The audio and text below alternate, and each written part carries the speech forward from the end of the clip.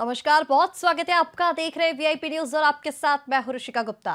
उत्तर प्रदेश का देवरिया जनपद, तारीख 2 अक्टूबर, अहिंसा के पुजारी महात्मा गांधी का जन्म दिवस। और इसी दिन देवरिया के रुद्रपुर में सुबह सुबह प्रेमचंद यादव की पीट पीट कर हत्या कर दी जाती है। हत्या का आरोप सत्य प्रकाश दुबे और उसके परिजनों पर लगाया जाता है।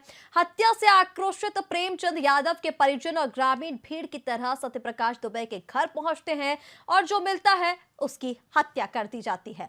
वहीं अब इस मामले पर भाजपा विधायक शलभ मणि त्रिपाठी और शिवपाल सिंह यादव आमने सामने हो गए हैं। दोनों ने आरोप प्रत्यारोप किया है। देवरिया में एक ही परिवार के 5 लोगों की हत्या पर भाजपा विधायक शलभ मणि त्रिपाठी ने समाजवादी पार्टी पर निशाना साधा है और इस पर शिवपाल यादव ने भी पलटवार किया है। उन्होंने कहा कि विधायक जी, सपा तो विपक्ष में है, आप सियासी रोटी सेकना बंद कर प्रशासन की जवाबदेही और जिम्मेदारी तय करा ले। वहीं अब इस आरोप प्रत्यारोप के बीच उत्तर प्रदेश की कानून व्यवस्था एक बार फिर सवालों के कटघरे में है। साथ ही इस देवरिया हत्याकांड का दोषी आखिर कौन है, इस पर चर्चा करेंगे। खास मेहमान हमारे साथ जुड़ेंगे। पहले आपको सुनाते हैं इसको लेकर क्या कुछ कहा गया है।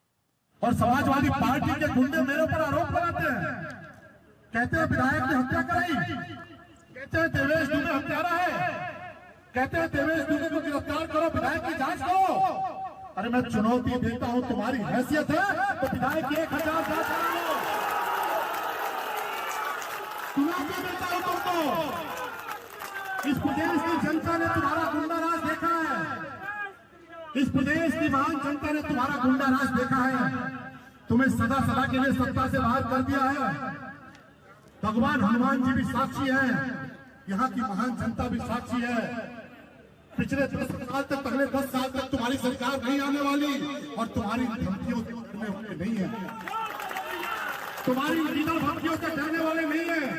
तुम सोशल मीडिया पे गाली दे सकते हो, तुम सोशल मीडिया पे हत्या की धमकी दे सकते हो, तुम सोशल मीडिया पे और वीडियो बना बना के हम सबके खिलाफ फर्जी मुकदमा दर्ज कराने की धमकी दे सकते हो। लेकिन यहाँ जितनी बड़ी संख्या में हजारों लोग खड़े हैं वो तुम्हारी धमकियों को जो चले राउंड की निकलते हैं, झूठों चले राउंड की निकलते हैं।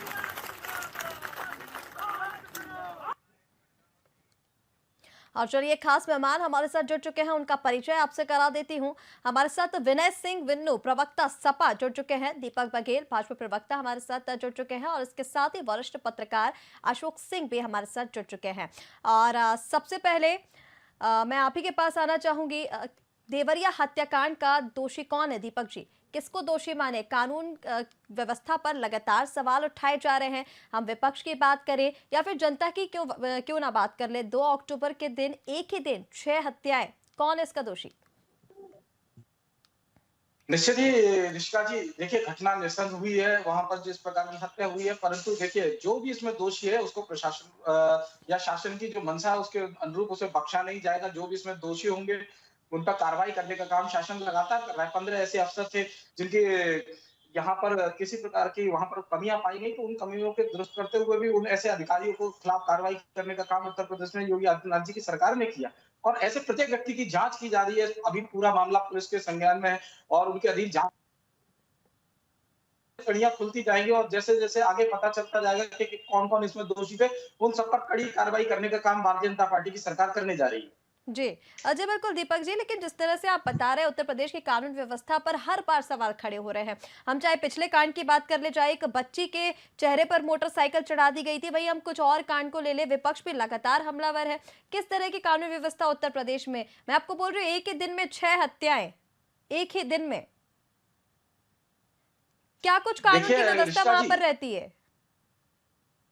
देखिए कानून की व्यवस्था में ढील ढाल जब नजर आती है जब किसी प्रकार के अपराधियों का संरक्षण किया जाता है। आपको क्या तो दिख रहा है पहले कि से भारतीय उसके लिए जनता क्यों पार्टी की व्यवस्थाएं नहीं सरकार की जाती है? जब कोई कांड हो जाता है, कोई हत्याएं हो जाती है, तो निलंबन की कार्रवाई हो जाती है, कानून सख्त हो जाता है। लेकिन अगर पहले से कानून सख्त हो सकता है ये घटनाएं सामने ना आए। निष्का जी, इस पर उत्तर प्रदेश की जो शासन की मंशा, वो पूर्ण रूप से सख्ती का जो रुख है हमने पहले से अख्तियार कर रखा है। परंतु आप देखिए कि कोई घटना हुई है, उस घटना में अगर किसी अधिकारियों की कोई कमी पाई गई है, उन अधिकारियों की अनदेखी के कारण से ये घटना हुई है, तो वो अधिकारी भी उतने ही दोषी हैं जितना अपराध करने वाला। तो हमने तो उनको भी दोषी पाया और उनके खिलाफ कार्रवाई करने का काम भारतीय जनता पार्टी की सरकार ने किया। अगर सरकार का कोई व्यक्ति, सरकार का कोई विधायक, सरकार का कोई सांसद या सरकार संगठन का कोई व्यक्ति अगर उनका संरक्षण करता है तो हम पता चलेगा कि भारतीय जनता पार्टी उनका समर्थन कर रही है। पर यहाँ पर तो ऐसे कोई भी नजीर पेश करने का काम भारतीय जनता पार्टी नहीं कर रही है। भारतीय जनता पार्टी ने तो ऐसे अपराधियों के खिलाफ सख्ती से कार्रवाई करने का निर्देश दिया। वहां पर पूर्ण रूप से ठीक है। जांच चल रही है। ठीक है दीपक जी, हमारे साथ विनय सिंह जी भी बने हुए हैं, प्रवक्ता सपा के, उनके पास मैं आना चाहूंगी। विनय जी, अखिलेश यादव ने योगी सरकार को नसीहत दे दी है कि एक पक्षीय कार्रवाई ना हो। अब इसको किस तरह से देखें, जहां आप कानून व्यवस्था पर सवाल हालांकि सभी उठा रहे हैं, लेकिन ये नसीहत जो दी गई है योगी सरकार को, क्या किस तरह से देखें? क्या योगी सरकार कहीं भेदभाव कर रही है?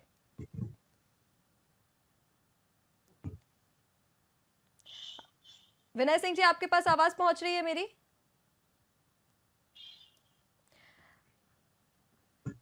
विनय जी तक आवाज पहुंच नहीं पा रही है। अशोक जी, सीधा आपके पास आना चाहूंगी मैं। किस तरह से देवरिया के हत्याकांड को देखें? एक ही दिन में 6 लाशें बिछ जाती हैं, कौन इसका दोषी, किसको माने?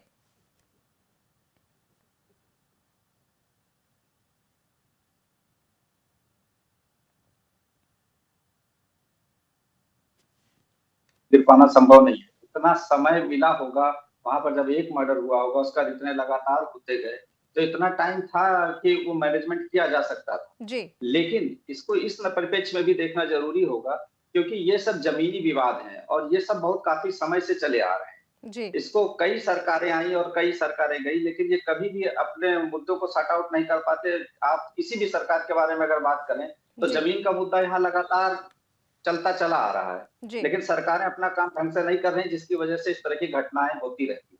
जी बिल्कुल। और अशोक जी, जिस तरह से आप बता रहे हैं, हालांकि ये जो मुद्दा है, बताया जा रहा है कि जो जमीनी विवाद को लेकर ये मुद्दा है, जिसके चलते प्रेमचंद यादव जो है वो किसी मुकदमे को रोकने के लिए सत्यप्रकाश दुबे के घर गए थे और उसके बाद उनकी हत्या कर दी गई। लेकिन इस पर क्या कानून को हाथ में लेना चाहिए था प्रेमचंद के समर्थकों को? जिस तरह से वो उनके घर पहुंचे, उनके परिवारों की हत्या की गई, एक के बाद एक 5 लाशें बिछा दी गई और मीडिया के रिपोर्ट्स के मुताबिक आधे घंटे के अंदर उस घटना को अंजाम दिया गया है। 5 लाशें आधे घंटे के अंदर बिछाई गई हैं।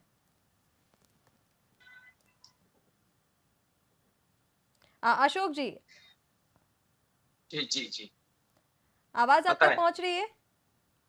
हाँ मैम, रिपीट कर दिए वो। जी अशोक जी, आपसे ये पूछ रही थी मैं, जिस तरह से हम देख रहे हैं, चूंकि प्रेमचंद जो कि सत्यप्रकाश दुबे के घर मुकदमा रोकने के लिए गए थे, जहां उनकी हत्या कर दी गई, इसके बाद क्या कानून को हाथ में लेना चाहिए था प्रेमचंद के जो समर्थक हैं उनको? जिस तरह से वो सत्यप्रकाश दुबे के घर पहुंचे और परिवार की एक के बाद एक हत्या कर दी गई और रिपोर्ट्स के मुताबिक आधे घंटे के अंदर इस घटना को अंजाम दिया गया है।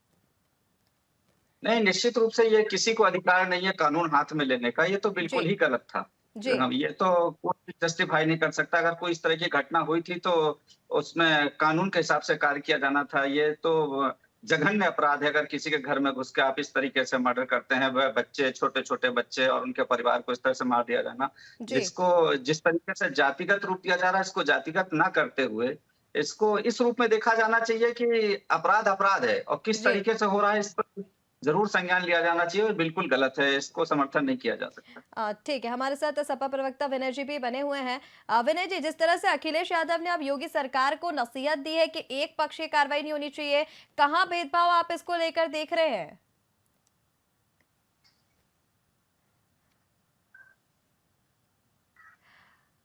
विनय जी तक आवाज हमारी पहुंच नहीं पा रही है। दीपक जी, आपके पास मैं वापस आना चाहूंगी। अखिलेश यादव ने जो योगी सरकार है, मुख्यमंत्री योगी आदित्यनाथ है, उनको नसीहत दी और लगातार एक के बाद एक उनके बयान सामने आ रहे हैं। जो समाजवादी पार्टी के कार्यकर्ता हैं, उनके बयान सामने आ रहे हैं कि इस कार्रवाई जो हो रही है इसमें भेदभाव नहीं होना चाहिए, एक पक्षीय कार्रवाई नहीं होना चाहिए। इसको लेकर क्या कहेंगे? इस घृणित कृत्य को अखिलेश यादव जी किस प्रकार से जातिगत संघर्ष का नाम रूप देना चाहते हैं, ये उनके बयानों से स्पष्ट रूप से नजर आ रहा है। देखिए, वहां पर कार्रवाई की बात थी, घटना होती है, घटना होने के बाद में वहां पर 2 स्पॉट में घटना होती है, लगातार बच्चों की हत्या की जाती है, बिटिया की हत्या की जाती है, उनकी पत्नी की हत्या की जाती है और प्रेमचंद यादव के बाद में उनके जो सत्यप्रकाश दुबे हैं उनकी भी हत्या की जाती है। तो ये सारी घटना जब एक साथ होती है तो उस घटना के बाद में लगातार पुलिस प्रशासन वहां पहुंचता है, उसके बाद में दोषी अपराधियों के बारे में जांच करके पड़ताल करता है। तो जिसमें जो अपराधी दोषी अधिकारी होते हैं, ऐसे 15 एसडीएम तहसीलदार से लेकर सीओ रैंक के जितने भी अधिकारी होते हैं, उनको मुख्यमंत्री स्तर से उनको तुरंत बर्खास्त की ऑर्डर कर दिए जाते हैं और उसके बाद लगातार उस पर जांच चल रही है और जांच चलने के बाद में जो भी जांच की रिपोर्ट आएगी उस सबको शायद स्वीकार करना चाहिए कि जो दीपक अपराधी जी है, अपराधी को दीपक जी कड़ी ज्यादातर हम ये देखते हैं कि इस तरीके की जो जांचें होती हैं उनका जो भी समाधान होता है कहीं ना कहीं वो जो जांच हम देखते हैं वो पेपरों तक सीमित रह जाती है। जिस तरह से अशोक जी ने भी अभी बताया कि एक हत्या होने के बाद इतना समय था कि उस पर कार्रवाई हो सकती थी, दोषियों को लिया जा सकता था हिरासत में, फिर क्यों इस पर कार्रवाई नहीं हुई? क्या दूसरी घटना होने के लिए इंतजार किया जा रहा था? रिचिका जी, इसी में तो प्रशासन की जो लचर व्यवस्था थी वो सामने नजर आई। अन्यथा उन अधिकारियों को बर्खास्त करने की आवश्यकता क्या पड़ती, क्योंकि वहां पर जो कमी थी वो अधिकारियों के स्तर पर थी और उन जी अधिकारियों ने अगर इसको ध्यान पूर्वक अगर उसी पे कार्रवाई की होती तो मुझे नहीं लगता कि इस प्रकार की कोई घटना होने वाली थी। परंतु ऐसे अधिकारियों का संरक्षण करना या ऐसे अपराधियों का संरक्षण करना भारतीय जनता पार्टी का काम नहीं और ना ही जी बिल्कुल भारतीय जनता दीपक जी, पार्टी लेकिन ऐसे सवाल का जवाब आपने नहीं दिया। एक अशोक जी ने एक सवाल भी ये किया था कि कहीं ना कहीं जिस तरह से जाति के जो मुद्दा है इसको मोड़ दिया जा रहा है। अगर आप बात करें, प्रेमचंद जो है वो भूमाफियाओं में उनकी गिनती होती थी। उन्होंने ये भी कहा कि जो सरकार पहले थी, जो सरकार अभी है, ये भूमाफिया जो है इन पर शिकंजा नहीं कसा जा रहा है। इसमें कहाँ कमी देखी जा रही है सरकार की? ऋषिका जी, ऐसा एक भूमाफिया बता दीजिए जिसके ऊपर भारतीय जनता पार्टी की सरकार ने कार्रवाई ना की हो। अतीक अहमद से लेकर मुख्तार अंसारी से लेकर जितने भी भूमाफिया हैं, लगातार आपको बुलडोजर की कार्रवाई स्पष्ट रूप से नजर आती रही होगी। प्रदेश के अंदर ये और देश के अंदर ये चर्चा है कि मुख्यमंत्री श्री योगी आदित्यनाथ जी के नेतृत्व के अंदर जिस प्रकार से जो कार्रवाई करने का काम सरकार करती है वो निष्पक्ष रूप से करती है और ऐसा ही हम लगातार करते आए हैं।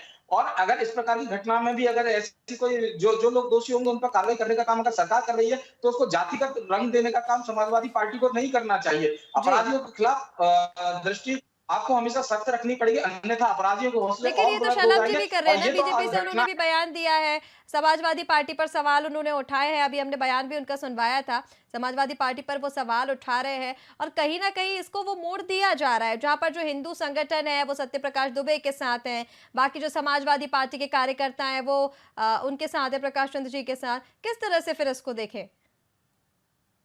जी, जिस प्रकार से वहां पर दुष्प्रचारित किया जा रहा है कि एक विधायक के संरक्षण में इस प्रकार का कृत्य हुआ, तो जो जिस व्यक्ति ने जो कृत्य किया ही नहीं वो उसका अगर ऊपर आरोप लगाया जाएगा तो निश्चित रूप से वो प्रतिकार करेंगे और सुब्रमण्यम त्रिपाठी जी उसी प्रकार का प्रतिकार वहां पर कर रहे हैं। वो कह रहे हैं कि अगर उनका इसमें किसी प्रकार की संलिप्तता हो तो उनको पर जांच करवाई जाए। आपको जिस प्रकार के तथ्य मिले तो वो प्रस्तुत करने चाहिए। आप समाज के बीच में, लोगों के बीच में इस प्रकार के चर्चा के विषय को नहीं बना सकते। जहां पर जी जो घटना हुई है उसकी भर्त्सना हम करते हैं, उसकी निंदा हम भी करते हैं। ये घटना नहीं होनी चाहिए, दुखद है। इसमें 6 लोग गए हैं, 2 परिवारों की हानि हुई है, परंतु आप एक देखिए कि एक परिवार की तो एक व्यक्ति की हानि हुई, उसने फिर कानून व्यवस्था को हाथ में लेकर किस प्रकार का नृशंस अपराध हुआ है वहां पर। ये देखिए, छोटा बच्चा, 8 साल का बच्चा बटों से मारा जा रहा है, सर को कुचला जा रहा है, उसके बाद में उनकी पत्नी की हत्या की जा रही है, दूसरे बच्चा जो वहां पर घायल है। तो ये सारी घटनाएं अगर आप देखेंगे और उसके बारे में जानकारी लेंगे तो अपने आप लगेगा कि किस प्रकार का नृशंस कृत्य हुआ है वहां पर। तो ऐसे दोषियों के खिलाफ अगर कार्रवाई होती है तो मुझे नहीं लगता कि किसी राजनीतिक पार्टी को इसको अपना विषय बनाना चाहिए, अपना मुद्दा बनाना चाहिए। उनको तो प्रखर और मुखर होकर सामने आना चाहिए कि जो भी दोषी है उसके ऊपर कड़ी कार्रवाई की जाए और उसका साथ और समर्थन लेकिन बीजेपी समाजवादी भी तो पार्टी कहीं को ना देना कहीं चाहिए। इसको लेकर सर मुद्दा बना ही रही है ना, इसको लेकर जातीय मुद्दा जो है। और कहीं ना कहीं कहे कि हम चुनाव में भी अगर इसको देखें कि जिस तरह से अगर कानून व्यवस्था पर सवाल उठाए जा रहे हैं तो लाजमी है, जब इतनी बड़ी हत्याकांड एक दिन के अंदर 6 लाशें बिछेंगी तो कानून व्यवस्था पर सवाल तो उठाए जाएंगे। इसका मतलब ये तो नहीं कि वो किसी और पार्टी ने कराया या किसी और पार्टी के ऊपर आप आरोप लगाएंगे उसके बाद इसको जातीय मुद्दा बना देंगे। देखिए, घटना एक बात है और घटना के बाद में वहां पर दुष्प्रचारित करके वहां पर एक बड़ी घटना को और वहां पर उकसाना, भीड़ को उकसाना, ये दूसरी बात है। तो यहाँ पर जो पहली घटना तो हो ही चुकी है, उसके बाद जो दूसरा कृत्य है उसमें समाजवादी पार्टी बखूबी लगी हुई है। देखिए, जहां पर प्रशासन चल जांच कर रहा है, अगर वहां ठीक पर है, ठीक है दीपक जी। मुख्यमंत्री हमारे साथ जी विनय सिंह जी भी जुड़ चुके हैं, सपा प्रवक्ता। विनय जी, आप तक आवाज मेरी पहुंच रही है?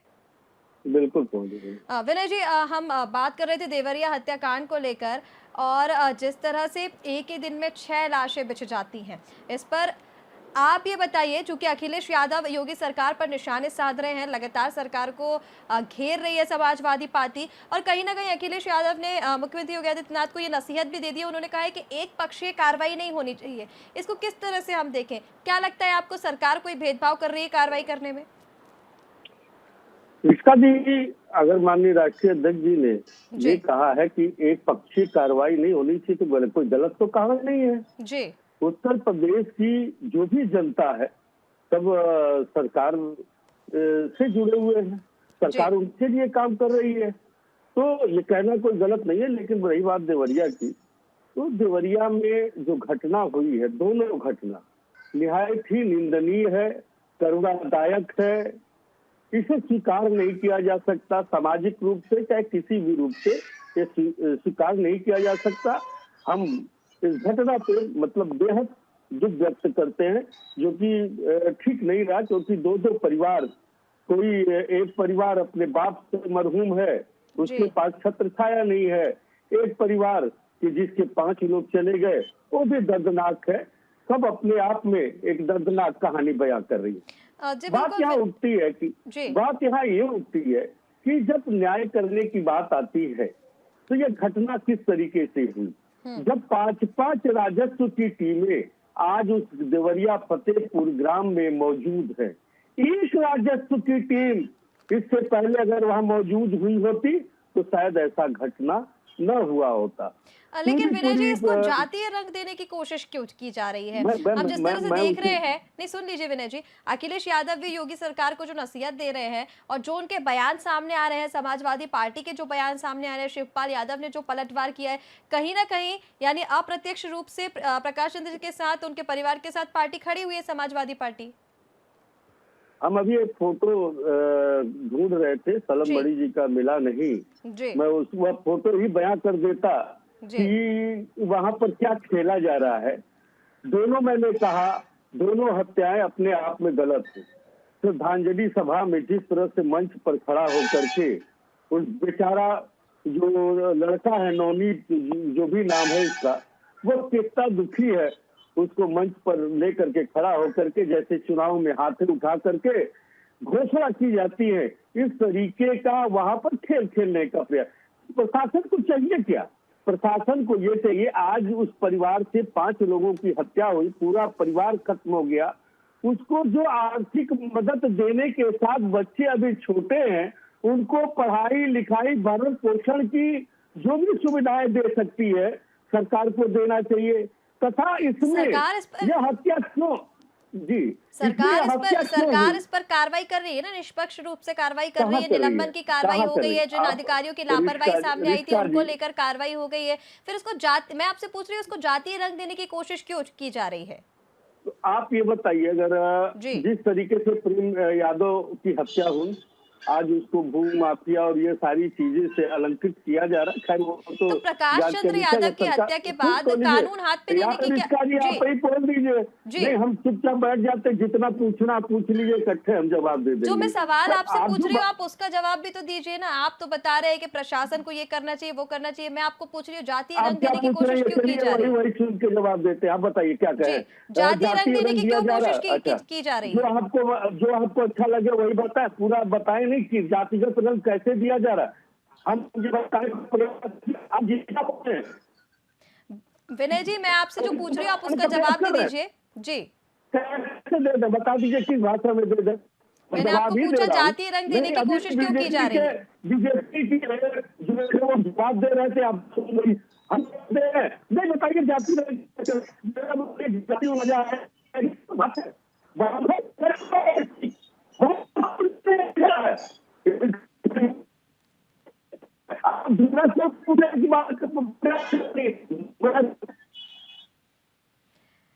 विनय जी, आप तक आवाज नहीं पहुंच रही है।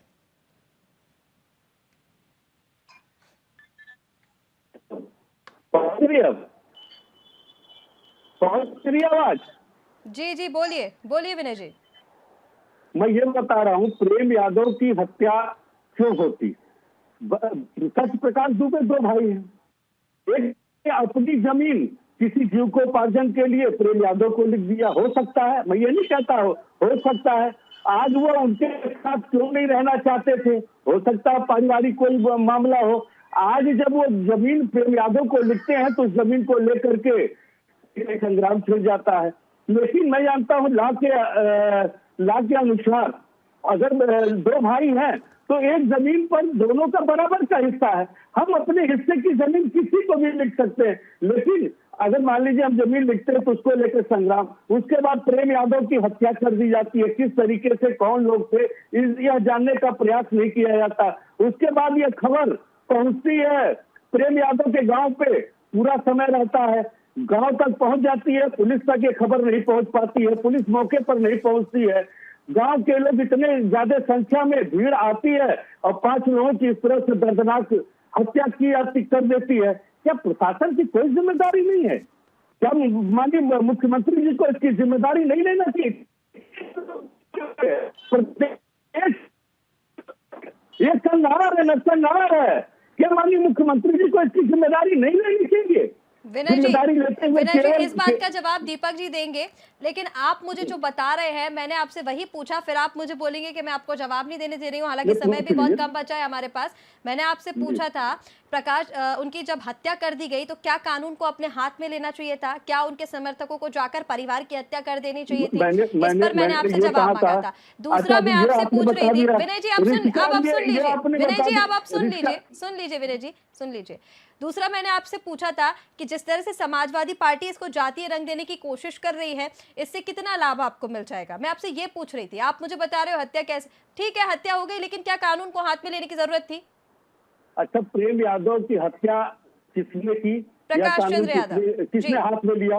प्रेम यादव की हत्या की कैसे हुई? क्या इस पर उसके बाद जो भी कार्रवाई होना थी वो प्रशासन उसके बाद जो भी कार्रवाई होना थी वो प्रशासन करता है। मैं तो कह रहा हूँ जांच होनी चाहिए, मैं तो कह रहा हूँ दोनों लोगों की जांच होनी चाहिए और इस तरह से नोटिस भी कर देना चाहिए। इस तरीके का बयान कि मुख्यमंत्री योगी आदित्यनाथ कोई भेदभाव ना करे, होता है क्या? यही न्याय होता है? प्रेम यादव के घर को गिरा दीजिए, क्या जांच नहीं होनी चाहिए? किसने कैसे ये हत्या हुआ, क्यों हुआ? बिल्कुल उसकी विनय जी उसकी जांच भी होगी, सरकार की तरफ से वो चीजें सामने आ गई, उसकी जांच की जाएगी। लेकिन जिस तरह से प्रकाश चंद्र यादव का जब रिकॉर्ड देखा गया और उनके रिकॉर्ड में सामने आ रहा है भू माफिया है, कई कितनी जमीन उन्होंने कब्जाई हुई है, तो जो भी कार्रवाई है वो प्रशासन करेगा। मैं आपको ये पूछ रही थी कि क्या प्रशासन को हाथ में लेने, कानून को हाथ में लेने की जरूरत थी? किन परिस्थितियों में जमीन लिखा गया? अगर जमीन लिखा गया तो इलीगल था, लीगल था, राजस्व की टीम इसका जांच क्यों नहीं करती है? इसकी जांच की जा रही है, इसकी जांच की जा रही है विनय जी, इसकी जांच की जा रही है। बार बार पुलिस को प्रार्थना पत्र दिया जाता है, पुलिस उस पर कार्रवाई नहीं करती है। दीपक जी जल्दी से इसका जवाब दे दीजिए 2 लाइन में, फिर अशोक जी के पास हम जाएंगे। देखिए लगातार आपको इस बात को समझना पड़ेगा कि शासन की जो मंशा है वो 0 टॉलरेंस की है इस घटना के ऊपर, और प्रशासन ने जो लापरवाही दी है उसके ऊपर कार्रवाई करने का काम शासन ने किया है, और उस पर हम बिल्कुल भी उनके प्रति सहानुभूति नहीं है इस प्रकार के अपराधियों के प्रति। पर जो जाति गोलबंदी में लगी हुई है, जो चुनाव की राजनीति कर रही है, जो किसी प्रकार से वोटों की खेती इस संग्राम के ऊपर भी जो समाजवादी पार्टी लगी है उसको इस प्रकार के प्रयासों से बचना चाहिए, खिलाफ कड़ी कार्रवाई होने देना चाहिए, और इस प्रकार से उसको जांच को भटकाने के लिए प्रशासन के ऊपर दबाव डालने का इस प्रकार का प्रयास नहीं करना चाहिए। जी चलिए, अशोक जी भी हमारे साथ जुड़े हुए हैं। अशोक जी आपसे ये जानना चाहूंगी, जिस तरह से हम सुन रहे हैं विनय जी हमारे साथ जुड़े हुए हैं, दीपक जी जुड़े हुए हैं और वो बार बार हत्या को लेकर बता रहे हैं, लेकिन हमें अभी भी इस बात का जवाब नहीं मिला है कि समाजवादी पार्टी की तरफ से जो जाति कार्ड खेलने की सियासत शुरू हो गई है, इसको किस तरह से देखें? क्या लोकसभा चुनाव में इसका फायदा मिलेगा? अब वो हत्या को लेकर, हत्या को विनय जी अशोक जी आपसे सवाल कर रही थी, मैं जवाब दीजिए इसका। नहीं मैडम, अपराध तो अपराधी है, चाहे वो जिस भी तरीके का हो, निश्चित रूप से ये कोई नॉर्मल अपराध नहीं है। ठीक है विनय जी सुन लीजिए अशोक जी बोलिए। इसमें मैडम यादव जी का जो इतिहास है वो निश्चित रूप से भू माफिया के रूप में जुड़ा हुआ है, उनके ऊपर पहले से भी ये सब लगा हुआ है, लेकिन इसका ये मतलब नहीं है कि किसी को कहीं मार दिया जाए। वो एक जांच का विषय है, वो आने वाले समय में क्लियर होगा कि क्या था क्या नहीं। दूसरी चीज ये है कि सरकार का भी इसमें बहुत बड़ा फेलियर है, क्योंकि काफी समय था जब भी कभी इतनी कोई बड़ी घटना होती है तो पूरा आप जानते हैं क्षेत्र में चर्चा का विषय होता है, वहां के थाने को भी पता चला होगा, लेकिन उसका रिस्पॉन्स टाइम बहुत ही लेट था, वो प्रॉपर होना चाहिए। तीसरी चीज, इसमें जिस तरीके से और लोगों ने रिएक्ट किया, किसी के घर में घुस के किसी को कानून व्यवस्था पूरी तरीके से हाथ में लेके इस पर जघन्य अपराध करना, इसमें दोषी ए या बी नहीं है, इसमें कोई भी दोषी, उसके साथ सख्त से सख्त कार्रवाई की जानी चाहिए और सरकार को अपना काम बिल्कुल निष्पक्ष रूप से करना चाहिए। अभी फर्स्ट फेज में तो ऐसा लग रहा है कि सरकार प्रॉपर्ली काम कर रही है, आगे आने वाला वक्त बताएगा कि क्या स्थिति बनती है। जी बिल्कुल, सरकार इस पर काम कर रही है अशोक जी, लेकिन इसके हत्याकांड के बाद जो भी जांच में सामने आएगा, ऑब्वियस सी बात है उस पर कार्रवाई की जाएगी। लेकिन इस हत्याकांड के बाद जो सियासत में हम बदलाव देख रहे हैं, जो जाति कार्ड खेले जा रहे हैं सत्य प्रकाश दुबे की और हिंदू संगठन जो हो गए, समाजवादी पार्टी की तरफ से भी हम देख रहे हैं, इसको फिर किस तरह से देखें? ये तो अपने देश का दुर्भाग्य है कि हर बात को हम लोग जातिगत कार्ड से जोड़ देते हैं। जी। जबकि ये कतई इसको जाति से जोड़ना कतई तर्कसंगत नहीं है। क्योंकि ए और बी दोनों ने ही कहीं न कहीं पुराने और आगे से लेकर अपराध किया। इसमें कई सरकारें संलिप्त हैं। पुराने समय से चला आ रहा है मामला, कोई आज का मामला नहीं है। पिछली सरकारों ने नहीं किया, नई सरकारें भी उसको उस तरीके से प्रॉपर्ली इतना समय इनके पास भी था, उस तरीके का हैंडल कर सकते थे। लेकिन इन लोगों का भी हैंडल ना कर पाना, ये तो अपने सिस्टम का फेल्योर है। और दूसरा, इनको जो जघन्य अपराध हुआ है, इसमें निश्चित रूप से सख्त सजा मिलनी चाहिए, जो भी इसमें दोषी हो। जी जैसा कि बिल्कुल। वो अभी एक्सेप्ट कर रहा है कि जी। जी ठीक है अशोक जी, अभी लोग आप सभी मेहमानों का हमारे साथ जुड़ने के लिए बहुत शुक्रिया। तो आपको बता दें, देवरिया हत्याकांड जिसमें 6 लोगों की हत्या की गई, जिसके बाद सियासत जो है वो भी शुरू हो गई है। लगातार आरोप प्रत्यारोप का दौर है वो जारी है, और इसको कहीं ना कहीं जातीय रंग देने की कोशिश भी दोनों ही पार्टियों की ओर से की जा रही है। देखने वाली बात होगी, चूंकि इस पर जांच कमेटी का गठन भी हो चुका है। जो अपराधी होंगे उन पर निश्चित तौर पर कार्रवाई भी की जाएगी। फिलहाल के लिए इतना ही। आप बने रहे VIP न्यूज के साथ। नमस्कार।